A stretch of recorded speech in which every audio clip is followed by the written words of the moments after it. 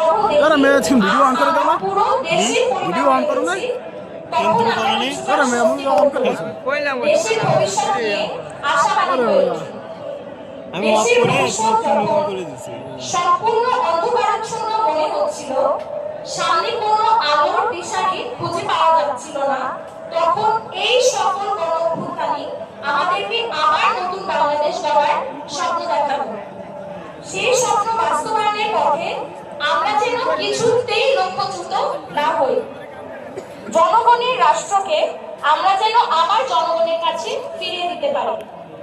জুলাই গণঅভ্যুত্থানের মূল আকাঙ্ক্ষা ছিল আমরা যেন একটি কার্যকর গণতান্ত্রিক শাসন ব্যবস্থার প্রবর্তন করতে পারি, যার মাধ্যমে একটি শোষণমুক্ত, বৈষম্যহীন, ন্যায্য ও মূল্যবোধ সম্পন্ন সামাজিক ও রাজনৈতিক বন্দোবস্ত প্রতিষ্ঠিত হবে, যেখানে মানবাধিকার ও চিন্তার স্বাধীনতা সুপ্রতিষ্ঠিত থাকবে।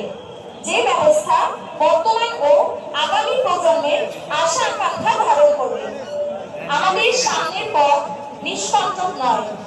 নানা ষড়যন্ত্র ও বাধা বিপত্তির সম্মুখীন হতে পারি আমরা। তাই রাজনৈতিক মতাদর্শের ভিন্নতার সত্ত্বেও, ধর্ম, বর্ণ, শ্রেণী, পেশা নির্বিশেষে আমরা যেন জুলাই 24 এর অভ্যুত্থানের সপক্ষের সকল শক্তির ঐক্য ধরে রাখতে পারি। আজকের এই আয়োজন সেই ঐক্যের প্রতীক। আজকের জুলাই ঘোষণা সেই ঐক্যবদ্ধ গণ আকাঙ্ক্ষারই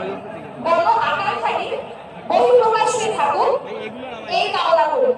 সবাই আমার ভাই সৈকত সহ সকল শহীদদের আত্মার জন্য মাগফিরাতের জন্য এবং আহতদের দ্রুত আরোগ্য লাভের জন্য দোয়া করবেন। ধন্যবাদ। আসসালামু আলাইকুম।